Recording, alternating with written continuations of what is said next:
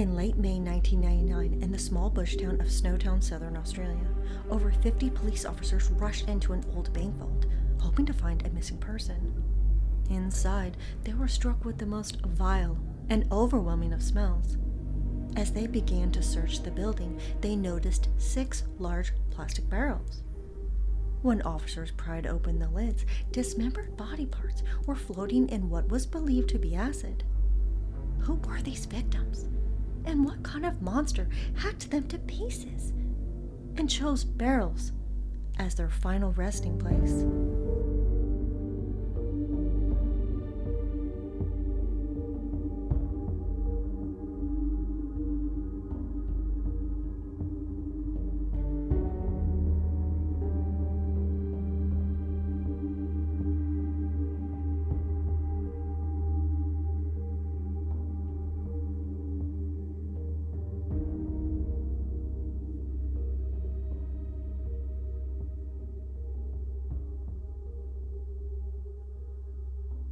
Hello, and welcome to Shades of Murder. In this podcast, I discuss cases of murder from around the world and throughout history, attempting to unravel the layers of darkness that help make humans into monsters. Please be forewarned that each episode contains specific and at times very graphic and disturbing details of the case. This show is not intended for all audiences, and listener discretion is strongly advised. This is a special warning to anyone who is especially sensitive to issues of child abuse, animal abuse, and cases of horrendous torture.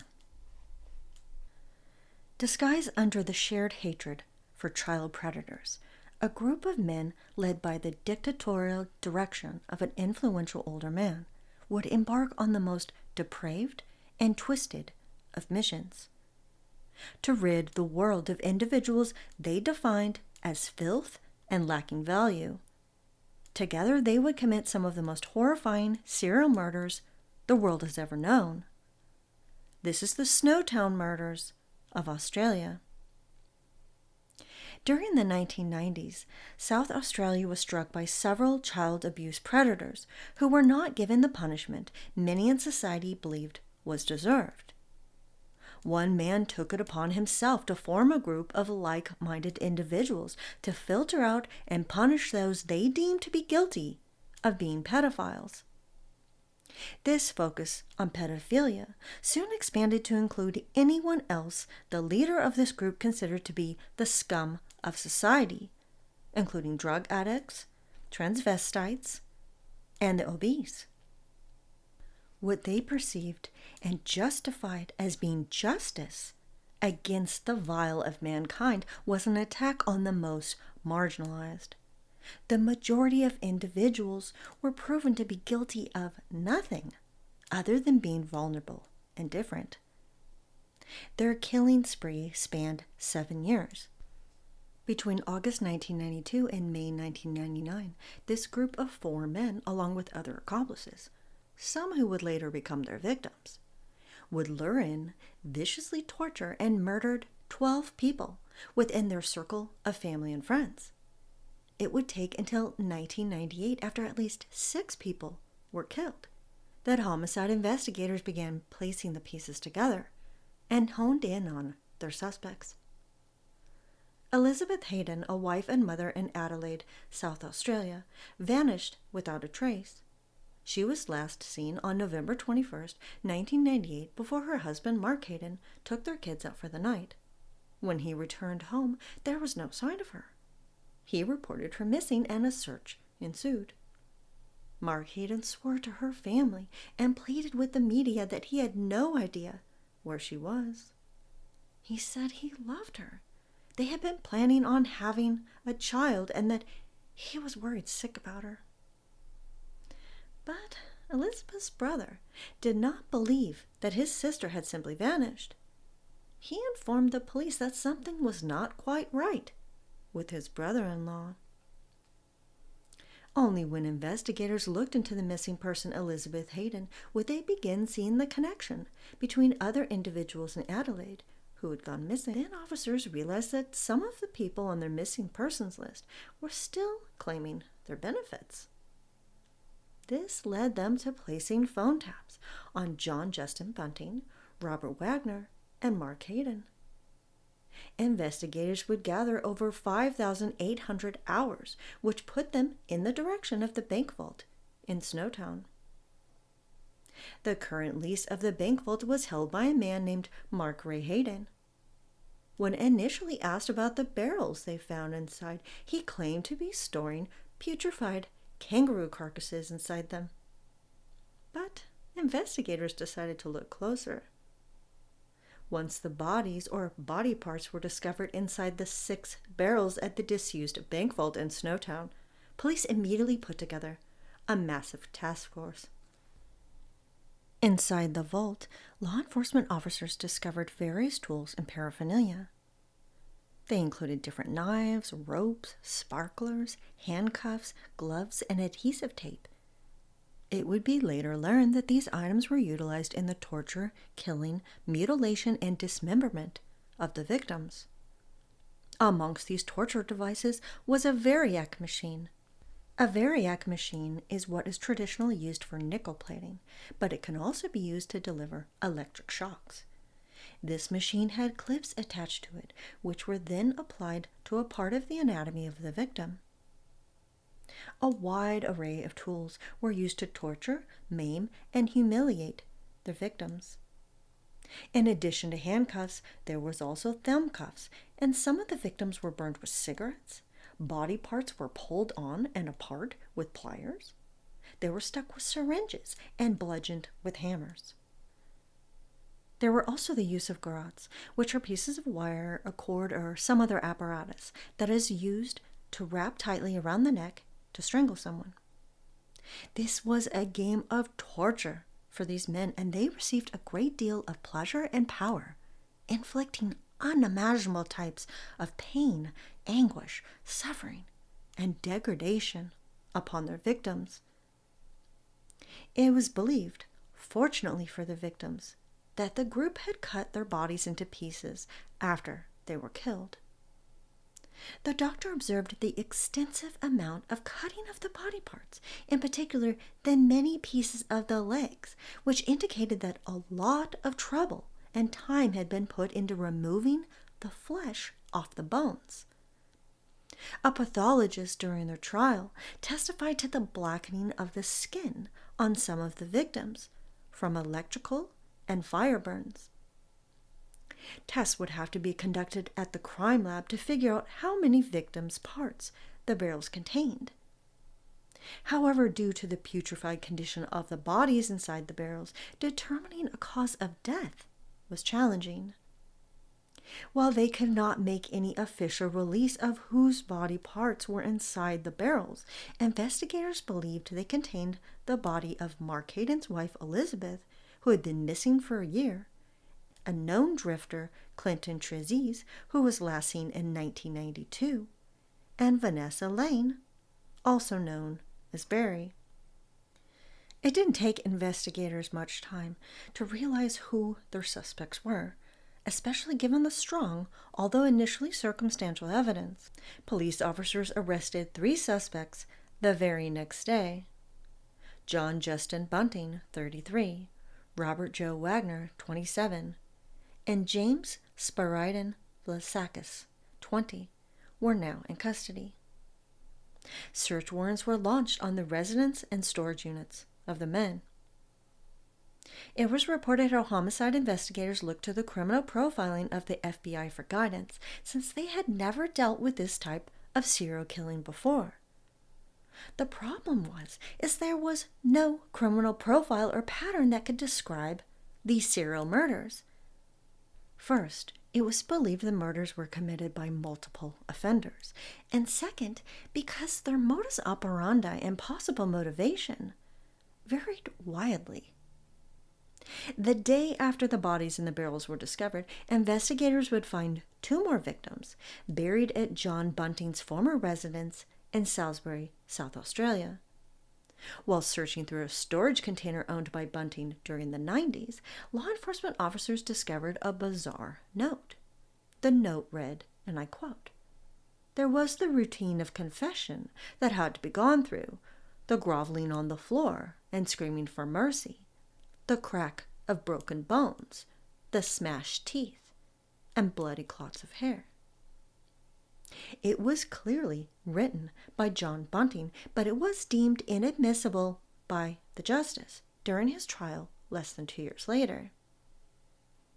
Investigators also found a disturbing and very telling document about the intentions and mindset of John Bunting amongst the searches of his property and storage unit. This typed document included the names Barry and Vanessa, along with their surnames Lane and Venables. Why this was so significant to the case that along with these names were the headings type of, deviance, known victims, and age. This information on the document regarding Lane would be placed on a makeshift chart Bunting had pinned to a wall in one of his extra rooms at his residence. He referred to this wall as the spider wall. This wall of spiders included post-it notes and various pieces of paper connected by strings of pink and blue wool. Visualize a stereotypical detective's wall as depicted in countless dramas and documentaries. The papers held the names of individuals John Bunting had declared to be dirty and unworthy because he believed they were homosexuals and pedophiles, which is what he referred to being rock spiders. The pieces of paper were connected in the format of a flowchart into the center, which held the name Lane. From the primary name were other names linked, such as another victim, Ray Davies. During Bunting's murder trial, Blasakis would testify that Bunting was actively using Lane, pretending to be his friend, with the sole purpose of acquiring information on additional pedophiles. Lane himself was a convicted child molester. John Justin Bunting and Robert Wagner would not cooperate with investigators. They confessed to nothing and remained silent. A fourth man, Mark Ray Hayden, a known associate of Bunting's and the co-leaser of the bank vault, was initially subject to suppression orders, which prevented the media from referring to him as anything other than an alleged perpetrator of the crimes. Hayden would later face 2 charges of murder. He initially denied any involvement. Homicide investigators decided to place their energy on the third and youngest of the suspected offenders, James Spiridon Vlasakis, who was only 20 years old at the time of his arrest. He finally broke down. Vlasakis confessed and expressed remorse and regret for his participation in the murders. He decided to work with the prosecution to secure convictions for the 3 men, whom he once considered to be his family, one of whom was very much a father figure to him. The detailed confession would end up being an 800-page statement. The community, the state, and the entire country were in shock and disbelief over these horrific serial killings. The fact that the worst serial murders in Australian history occurred within a free state, that is, its residents had freely settled in the region, versus most of Australia that had colonies comprised of convicts, made it even more shocking. Some of the offenders' friends and loved ones were in complete denial that these men were capable of such brutality and violence. A former girlfriend of John Bunting's named Gail Sinclair, who just so happened to be the sister of Elizabeth Hayden, staunchly stood behind John Bunting and the other men. She refused to believe her sister was dead and that nothing and no one could convince her that Mark, John, or Robert were involved in her disappearance. In her words, she stated how Bunting had never shown any signs of violence or aggression toward her, including not even raising his voice to her. She referred to Robert Wagner as being as gentle as a puppy. As the defendants were held in jail, waiting their trial, both sides argued for and against having open media coverage of the ongoing case. The grotesque evidence of the murders needed to be held back so as not to place unfair bias on the defendants. In what would later be known as the most expensive and longest murder trial in Australian history. The initial committal of the defendants lasted 3 months and the trial another year, costing the state over $15 million. Over 1,000 statements were collected from witnesses, with 200 of them called upon to provide evidence for the prosecution. On October 15, 2002, the first murder trial would commence. After the first day of the joint trial of Bunting and Wagner, one of the jurors dropped out due to the extremely disgusting and disturbing details of the homicides. The jury was disbanded and another impaneled. This is your warning. These are the known details of each of the 11 murders according to the testimony of star witness James Vlasakis. For some unspecified reason as to why the murder charge was dropped on the 12th, Suzanne Allen, whose corpse was amongst those discovered buried at Bunting's previous residence. She was sadly not included in the prosecution's murder case against these men, due to what I would presume was a lack of evidence. Her last moments, though, of what are known, are described under Murder 3. Murder 1. On August 31st, 1992, Clinton Douglas Tracese, a 20-year-old drifter, was invited over to John Bunting's one night. The entire sequence of events is not known, but Bunting accused him of being a pedophile. Clinton would end up being bludgeoned to death with a shovel and buried in a shallow grave in the backyard. After he was brutally murdered, it was noted how Bunting referred to him as Happy Pants. Years later, as James Vlasakis and his mother sat in the living room watching Australia's Most Wanted with John Bunting, he boasted about that being his handiwork when Tracese was featured in an episode. According to James Vlasakis, Bunting claimed that he had killed him when he lived in Salisbury, and that Wagner and Barry Lane had later on helped him dispose of the body. His body was discovered in 1994, but at the time, it remained unsolved. Murder 2. Ray Allen Davies was another marginalized person who Bunting targeted.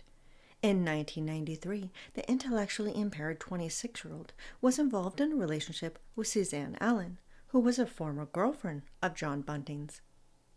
One day, her grandsons made a horrible allegation against Ray Davies, saying that he had made sexual advances towards them. Suzanne immediately ended the relationship, but strangely she remained friends with him.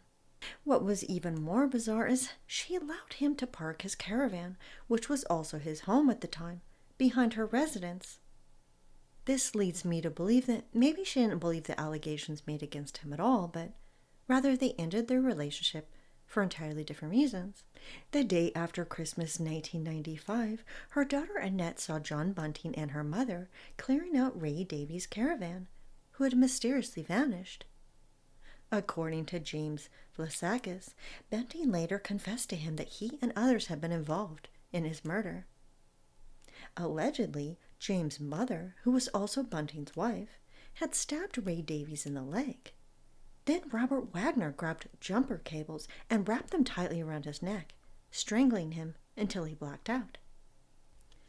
During his court testimony, James Vlasakis stated that Bunting and Wagner placed the unconscious body into the trunk of a vehicle and drove it 90 minutes away to the town of Bacara to a residence. Whose residence it was never specified, but inside the house they dragged his limp body into the bathtub. With the end of a pole, they repeatedly bashed in his genitals until he bled to death. On May 26, 1999, Ray Davies' body was discovered in a grave on Bunting's former residence in Salisbury. The spot was filled in with bricks, soil, and concrete in the attempt to conceal his remains forever. Murder 3. Suzanne Allen, 47, was another victim found buried at Bunting's former residence. Her remains were wrapped in 11 plastic bags. Bunting claimed her cause of death was from a heart attack, and he had found her dead in her bathroom. He continued to collect her pension, though, totaling $17,000. It is believed that Suzanne Allen was murdered in her bathroom and then butchered to pieces, which may explain why there were so many plastic bags. Murder 4. Michael, also known as Michelle Gardner, was a 19-year-old transgender woman whose roommate was the cousin of Wagner's wife. She suddenly vanished in September 1997. What is believed to have happened to her is that she was seen playing with Robert Wagner's children in the front yard shortly before she was last seen. Robert Wagner became furious when he saw her grab one of his kids and place her hand over their mouth. Bunting and Wagner decided that Michelle needed to be dealt with. Sometime after this incident, they drove her to Murray Bridge and threw her into a shed. The two men mercilessly tortured her, forcing her to stand up over and over again as they slowly strangled her. Each time her legs would buckle beneath her, they forced her to stand up again. Once they had killed her, they placed her body in a barrel in the shed for years before they transferred it to Snowtown. Shortly after they murdered Michelle, they returned to her residence to stage a robbery. They stole some of her roommate's items and did their best to convince her that Michelle had taken them so she could have an operation to make her a female. It was later revealed how her right ear had been covered by a slip knot and a rope tied around her neck, and then the men had chopped off her left foot so the lid of the barrel could close. Murder 5. Of the 4 men who were predominantly involved in the murders, Robert Wagner was the only one who identified as a homosexual. When John Bunting initially met Robert Wagner in 1991, he was involved with Barry Lane, also known as Vanessa Venables. However, once Lane or Venables was accused by a boy of being molested, their residence was firebombed, and Robert Wagner immediately left the relationship. Lane was not a killer, and she was left severely traumatized by being involved in the murder of Clinton. She ended up telling her mother and John Bunting's ex-girlfriend about the murder. When they inquired with John Bunting about what Vanessa had said, he confirmed that what she told them was true. Thomas Eugenia Trevelyan later became involved with Lane and informed Bunting that she had sexually abused him. On October 17, 1997, along with Robert Wagner and John Bunting, he picked up Lane. They forced her to call her mother and verbally abuse her, telling her that she was moving away to Queensland and wanted nothing to do with her. Their purpose was centered around gaining access to her financial accounts, and they crushed her toes with pliers. After they received the information they wanted from her, they strangled her to death. They rolled Vanessa's body up into a rug before forcing her remains into one of the barrels. Murder 6. Thomas Eugenia Trevelyan was another marginalized victim who knew too much. Only 18 years old, he suffered from paranoid schizophrenia. His mental illness was so severe that he believed he was a soldier and was always wearing army fatigues. Between April 1997 through that October, he lived with Vanessa for 5 months. Then he turned on her and assisted Bunting and Wagner in her murder. Early in November of that same year, the son of Robert Wagner's girlfriend was playing with the dog. All of a sudden, Thomas began chasing the dog, trying to stab it to death with his knife. Thankfully, the dog was unharmed, but John Bunting observed his psychotic behavior and realized then that Thomas was a liability. The next day, John Bunting and Robert Wagner drove him out to the hills of Adelaide. They forced him to lean up against a box and placed a noose over his neck. The following day, passerby discovered the young man hanging from a tree. Considering his severe mental illness and history of suicidal attempts, it was determined by the coroner that Thomas had taken his own life. Murder 7. Another mentally ill young man, Gavin Allen Porter, 29, would meet his end at the hands of John Bunting and Robert Wagner. Gavin Porter was a friend of James Lasakis, and he had spent several years inside mental hospitals for his diagnosed schizophrenia. He and James were both addicted to heroin. Gavin Porter was brought along to live with John Bunting, James, and his mother when they moved, and a drug-related incident would lead him to face the brutality of John Bunting. Gavin Porter had left a used syringe on the couch, and Bunting pricked himself by accident with the needle. This enraged him, and that is when he knew who his next victim would be. While Gavin slept in a drugged-up stupor in his car, Bunting and Wagner assaulted him. Gavin suddenly awoke and stabbed John Bunting in the hand with a screwdriver, but he could not fight off the two men. They strangled him to death. Before he was placed inside one of the barrels, they showed his corpse to James. It is believed he was killed sometime in April 1998. Murder 8. It was believed by the group of men that Troy Yude, who was the half-brother of James Vlasakis, was a pedophile based upon allegations made by James. At one point, James had confided in John Bunting that Troy had sexually abused him when he was 13. The man first awoke James to let him know that it was Troy's time to die. As Troy Yude peacefully slept in his bed, the men attacked him. They beat him, and then James handcuffed him while the others tied him up. The men dragged him out of his bed and threw him into the bathroom. They beat the hell out of him and demanded that he tell them his financial information. John Bunting used pliers to crush his toes, forcing him to repeat a Voices of the Dead message. It was noted by the court during his trial that at the time he had retreated to the lounge room while the men tortured Troy Yude. He sat there silent while they killed him, and he did nothing to stop it. He was fully aware of what they were involved in, and instead of forming the police, he helped them get away with these atrocities. Murder 9. Around that same time, Frederick Robert Brooks would face the wrath of the murderous gang.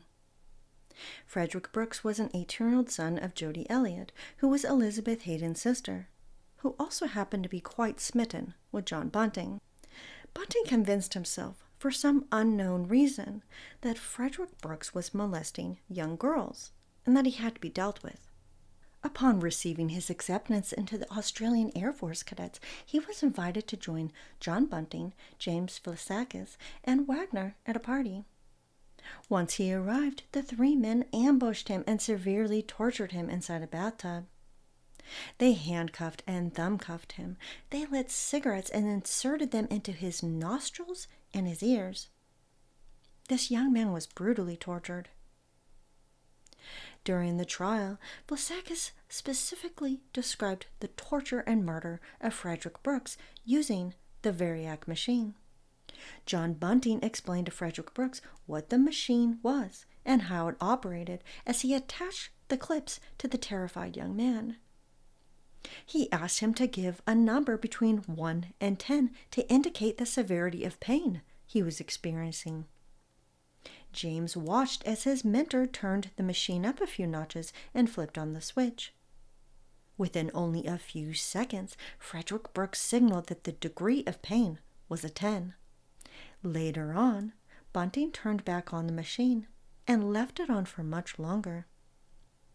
The level of anguish and pain was written across Brooks' face. When Bunting finally switched off the machine and again turned to ask Frederick Brooks for a number, he somberly told him 100.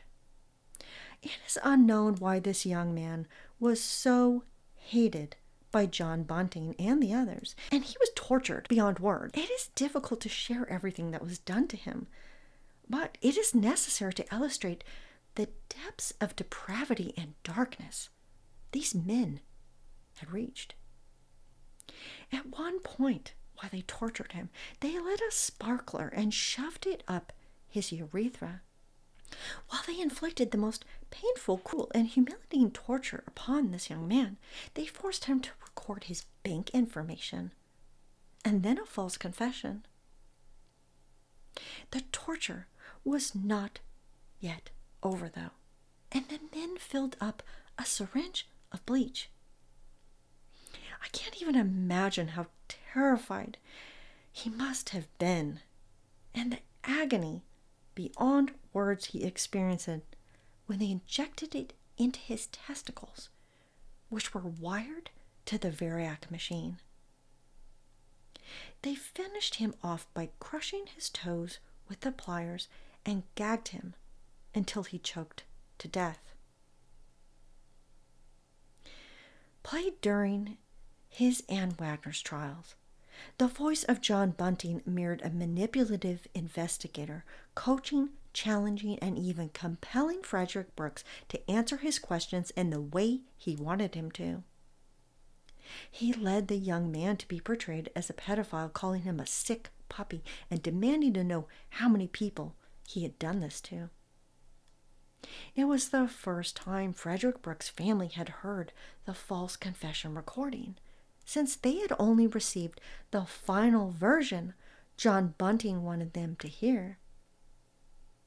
It resembled an aggressive, dark interrogator, rather than someone just demanding that he repeat words. Murder 10. Sometime between late October and early November 1998, the murderous gang would find their next victim.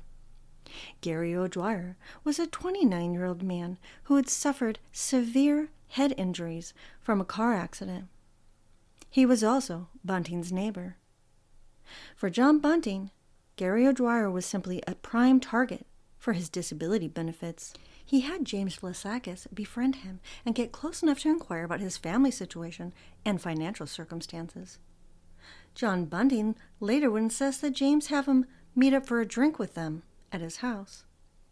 The men did their best to get Gary drunk, and less than 20 minutes later, Robert Wagner began to choke him. These men tortured this helpless, disabled man.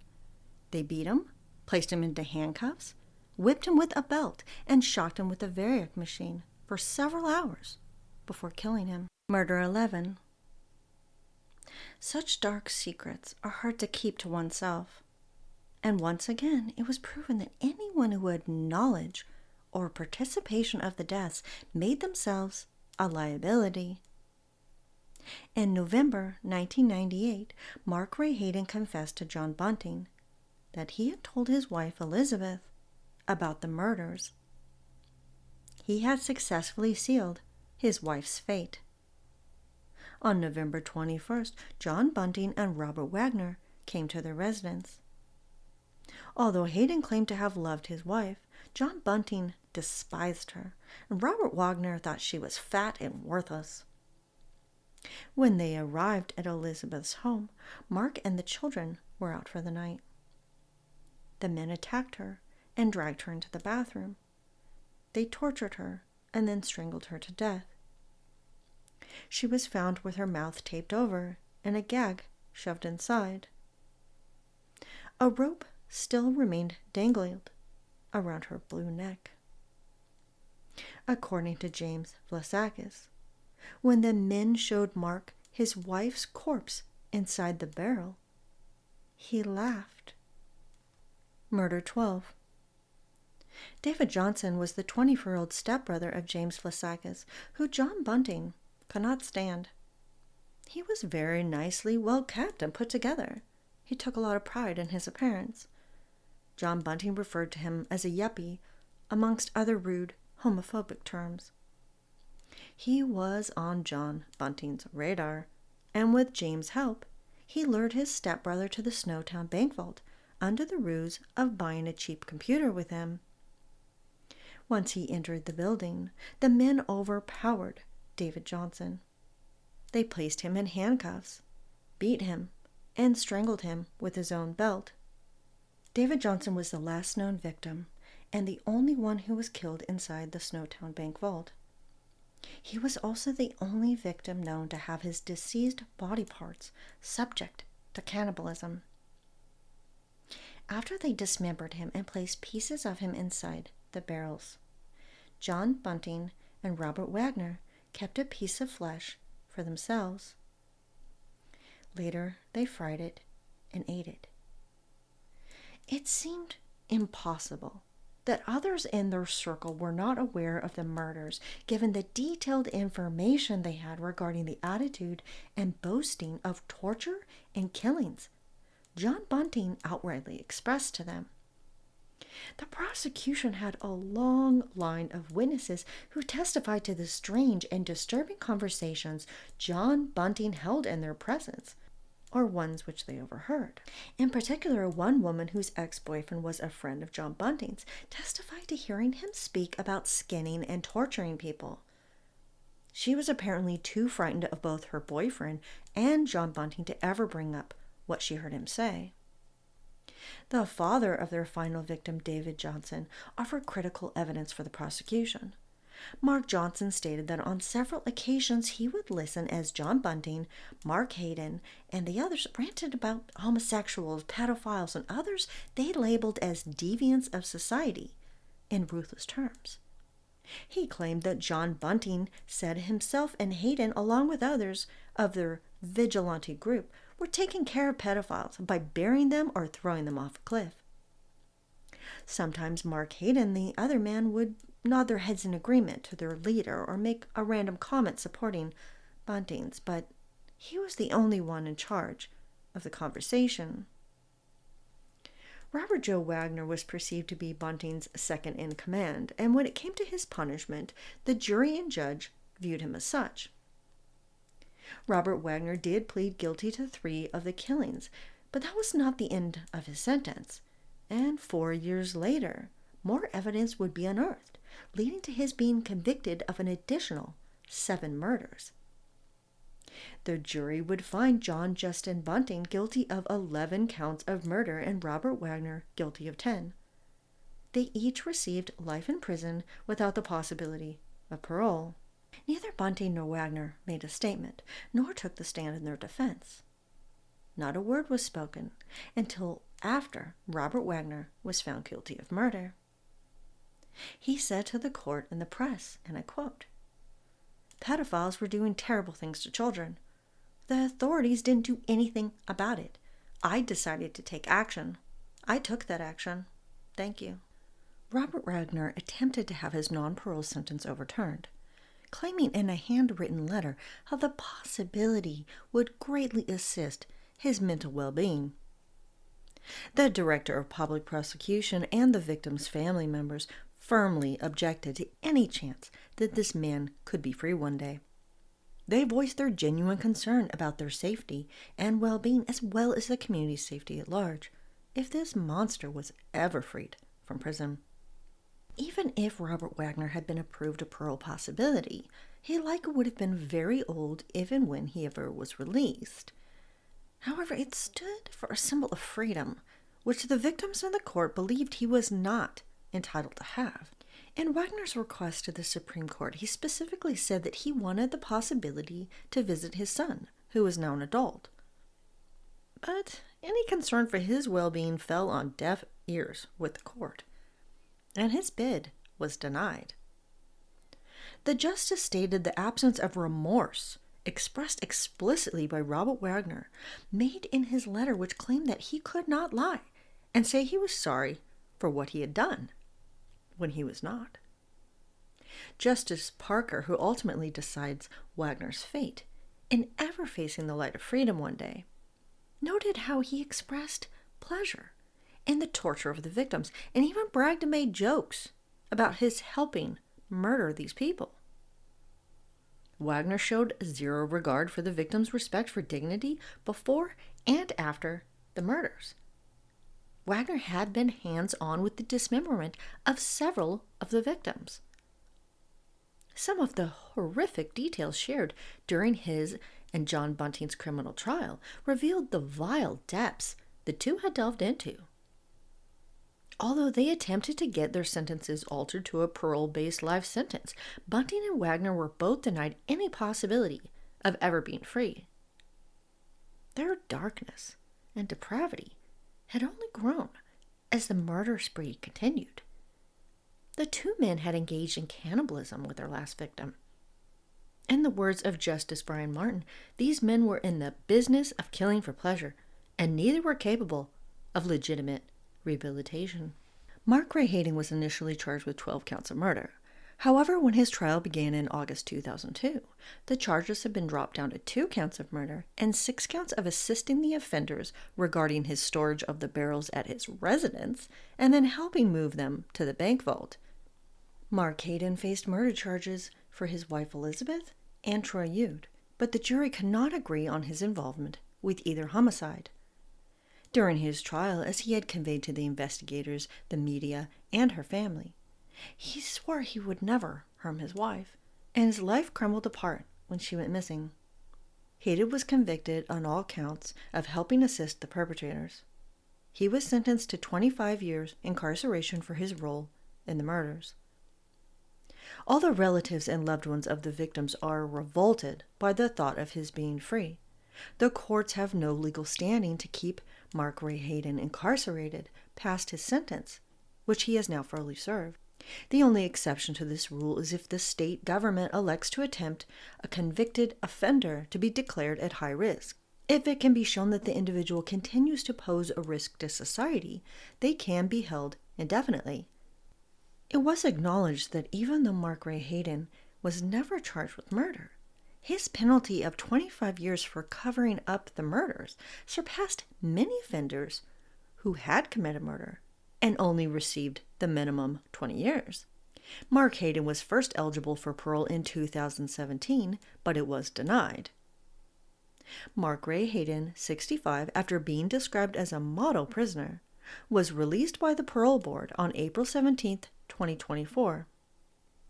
He faces conditions of release similar to those in the United States justice system, with extended supervision, including a curfew. He is equipped with an electronic monitoring bracelet. He must report regularly to corrections officers, and he is not allowed to make any contact with his fellow offenders, the victims, or their families. James Sporadin Vlasakis pled guilty to the murders of his half-brother, Troy Ude, Frederick Brooks, Gary O'Dwyer, and his stepbrother David Johnson. He received a life sentence, which equated to a 26-year mandatory sentence before he would be eligible for parole. His willingness to work with the prosecution and provide them critical evidence against the other defendants will likely help him secure his release. James Vlasakis will first be eligible to apply for parole in 2025. Rosemary Davey, the defense attorney of James Sporadin Vlasakis, did her best to paint a picture to the jury of a young man who was manipulated by his evil father figure and thrown into his murderous game. Vlasakis was perceived as the least culpable of the serial killers. He was the youngest offender. He had been a victim of child sexual abuse. These factors played heavily into his vulnerability of being manipulated by an older man, specifically the ringleader John Justin Bunting. John Bunting was the closest thing James Vlasakis had to a father in his life, and Bunting took advantage of how important it was for James to receive his approval. It was at the encouragement, even insistence, by John Bunting that James participate in his first kill, which would be his half-brother Troy Ude, when he was only 18 years old. His youth and his personal trauma does not excuse his participation in homicide and torture. Nothing ever could, but it helps to understand his mental health, his state of mind, and how John Bunting manipulated him to help commit these murders. In an analysis conducted on 544 cases of serial murders, it was discovered that approximately 10% of all serial killers act in duos or groups. This number was significantly higher than I expected it to be, and it reveals a disturbing truth about how humans can commit some of the most horrific atrocities in history, especially when they work together.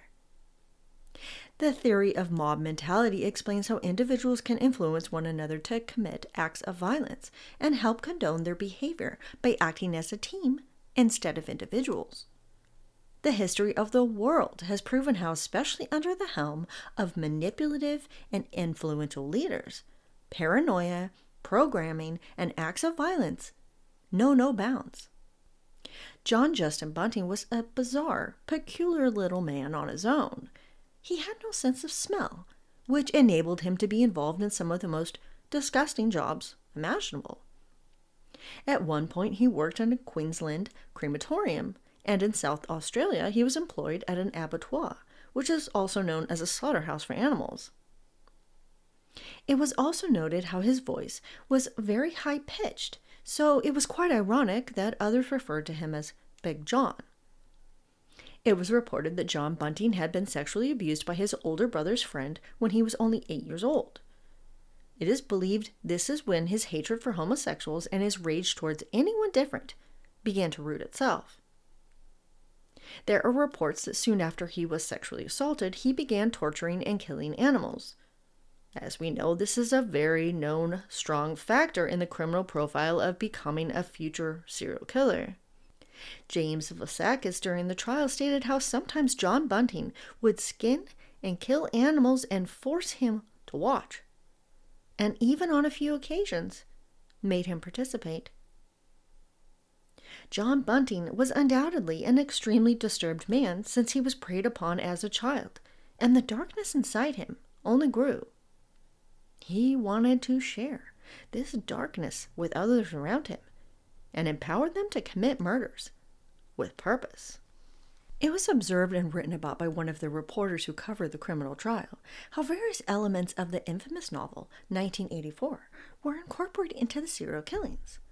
The thought police is a central theme in the novel 1984, and John Bunting operated in a very similar fashion. Robert Wagner was a young man with a rough past, which included his being homeless. While on the streets as a teenager, he was taken in by a transvestite named Barry Lane, also known as Vanessa Venables. For several years, Robert Wagner was involved with Lane before Bunting found a way to hook him in with his venomous thoughts and plans. Robert Wagner was full of rage over what he had endured in his young life, and John Bunting took advantage of his hatred and brought him into his fold. John Justin Bunting gathered, almost collected, these men, who had difficult backgrounds, some very troubled, and others were abuse victims. He brought them all together and let their hatred fester, find a purpose, a focus. One of the primary reasons why these missing persons and murders were not identified as being connected is that there was not one typology the serial killers fit into. Mission-oriented serial killers are individuals who murder a specific group of people in the belief that they are ridding the world of what they perceive to be immoral, dangerous, and undesirable. But the purpose of murdering all of these individuals was convoluted. The serial killers didn't just focus hatred on individuals within the LGBTQ community or people they believed to be pedophiles. No, John Bunting's disgust and lack of regard for human life expanded to include the obese, drug addicts, and people with physical, mental, and intellectual disabilities. John Bunting, and under his aggressive urgence and influence, the entire group, preyed upon the most vulnerable and most marginalized in society. Although the motive did not appear to be sexually motivated, the complicated, possibly abusive, almost incestuous relationships between the perpetrators and their victims could not be ignored. 4 of their victims had once had intimate relationships with 3 of the offenders. John Bunting referred to himself as a quote-unquote pedophile vigilante. Bunting was also an avid worshiper of one of the most evil leaders to ever live, Adolf Hitler. Was it John Bunting's own self-loathing and hatred for who he really was, which led him to lure in 3 men to help him commit murder against some of their own? Was he just so traumatized by his sexual abuse as a child that the only way he could exert power in his own life was to inflict unimaginable pain upon others? There was a bizarre, twisted combination of motivations for committing these murders, in addition to the way they were concealed. Profit, vigilantism, pleasure, power, personal disgust for the victim, and the attempted long-term, if not forever, avoidance of their discovery. For the profile or typology of a serial killer, there was not only one that fit. Similar to other influential cult leaders, such as the infamous Charles Manson, John Bunting was physically very small, but he had a way that made others listen to him and inspired them to take action against those perceived as the enemy. He was charismatic and effortlessly manipulative. His words of persuasion led a group of otherwise non-violent men to vandalize, harass, beat up, and eventually brutally torture and murder 11, maybe 12 people. Every day he planted seeds within these men with his endless tirades against certain groups of people in society. He emoted aggression and urged these men to seek retribution. John Bunting was not just a master manipulator, but he was a narcissistic psychopath with a god complex. Allegedly, according to James Vlasakis, during the sessions of torture that their victims were forced to endure, in at least 3 of the murders, Bunting forced them to call him and the other men God, Master, or Lord Sir before he ended their lives. Several were also forced to confess to being pedophiles before they were killed. The elements of power and dominance were strongly felt in the killings, and they were also ritualistic. During several incidents of torture, the group played the song Selling the Drama by Live. It was an extremely popular song in the 90s. One of the lines in the song that was particularly relevant to their mission killings, and I quote, "Hey now, we won't be raped. Hey now, we won't be scared like that." Many factors played into the police not suspecting the perpetrators or even linking the murders together. Part of it was that many of their victims were marginalized, since many were of the LGBTQ community. Some were drug addicts, and many were also poor.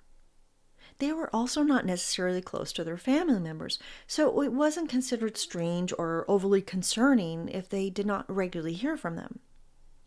The primary reason that John Bunting and the others were kept off the radar of law enforcement for so long was their calculating campaign of false communication, which led many of the victims' loved ones to believe they were still alive. Similar to the highly organized and manipulative communications plotted out by John Edward Robinson, the twisted, kinky serial killer grandfather I covered in episodes 33 and 34. John Bunting and his fellow men went to extreme lengths to convince loved ones that their victims were alive. The men would change the personal contact information of their victims on Centrelink, which is an online provider that delivers government payments and other services to residents in Australia. The victim's personal data would be updated so that any payments such as Social Security or disability payments were now set up to be linked to accounts owned by the offenders. They would even impersonate their victims over the phone, and some face-to-face interviews, which I have no idea how they pulled off, but apparently they were successful in doing so. And there were what were now infamously known as the Voices of the Dead recordings. John Bunting was meticulous and well organized in the concealment of the murders and in the attempted destruction of his victims' reputation. He even crafted a script for his victims to use that enabled him to drag out this ruse to their loved ones of what had actually happened to them. While they were being held against their will and tortured in unimaginable ways, including electrocution, John Bunting would read from his script. He would then direct them to repeat words, phrases, and even full sentences from it, recording each piece. Later on, he would string it all together, editing the recordings into what would be utilized as a final statement, which he would call family members and friends of the victims and play it for them into the phone receiver. The messages he would play held a combination of purposes. They served as a false proof of life, and in certain cases, cruel words of rejection were played to their loved ones to prevent them from pursuing their absence further. In the investigation, these messages were known as the Voices from the Dead. In John Bunting's mind, or at least the belief he sold to his followers, was that in order for these individuals to be cleansed of their filth, they had to die, which he referred to as going to the clinic. James Vlasek has stated that it was explained by John Bunting as if these people had a disease, and by killing them they were making them better, making them good and clean in their death. This case has been famously described by law enforcement as a group that preyed upon itself. It was unique in that it didn't prey upon strangers, but found its victims within its own social circle. Over the years, this circle became smaller as the group picked off its family members, friends, and acquaintances, whom they deemed as being guilty of one of their irredeemable sins. They fed upon those they knew in this frenzied hunger for power, thrill, and righteousness, and to prevent others from talking about their own involvement in previous murders. These victims were not random people off the street. Every one of their victims was someone at least one of the perpetrators knew. This made whom they selected very personal, and their connection to the victims only helped aid them in their charade to make their loved ones believe they were alive. An accumulation of $95,000 was stolen from their victims' welfare benefits, in addition to taking their vehicles. It was not stated specifically whether or not John Bunting shared any of this with the other men, but either way, the total amount was not substantial enough to support the criminal profile of a profit-based serial killer. All evidence points to the money being simply an extra benefit that was gained from the murders and not the motivation. It was thought that they did this to collect some of the benefits, but considering the money was not lavish by any means, the real reward was the game. It was the thrill of the kill, the power of playing executioner and God. For the citizens of Snowtown, South Australia, which is a small community of 500 people, even though only one of the victims was actually killed inside the bank vault there, it is now intimately associated with these serial murders. People flock from all over the world to visit the bank vault, which was bought in recent years, so they can see the location of one of Australia's most grisly crime scenes, where some of its residents make the best of it and even sell Snowtown murder souvenirs to tourists, including barrel-shaped magnets with slogans like, "I've been to Snowtown and survived." Others have fought to have the name of the town changed, with the hope of erasing the severe darkness it is connected with. Thank you so much for listening to the Snowtown Murders of Australia. What are your thoughts on this case? I found it to be very intriguing because on one side, it's so clear that they were just, the most horrendous types of serial killers imaginable. They selected marginalized people. The torture they put them through was beyond imagination. But initially, it seems like they had a sincere mission to eradicate individuals they believed to have harmed children, especially since some of them were victims themselves. Now, don't get me wrong, vigilante justice is never okay, and nothing can condone or justify the degree of brutal torture that they put these people through. But again, I find the case compelling because some of the area is a little gray on who the offenders and who the victims were. I would love to hear your thoughts on this. Until next time, stay safe and watch out for shades of murder happening in the streets next door, and especially inside your own home. Shades of Murder is created, researched, written, and edited by Alita Caldwell. Original music, Stranger, composed by Stereocode.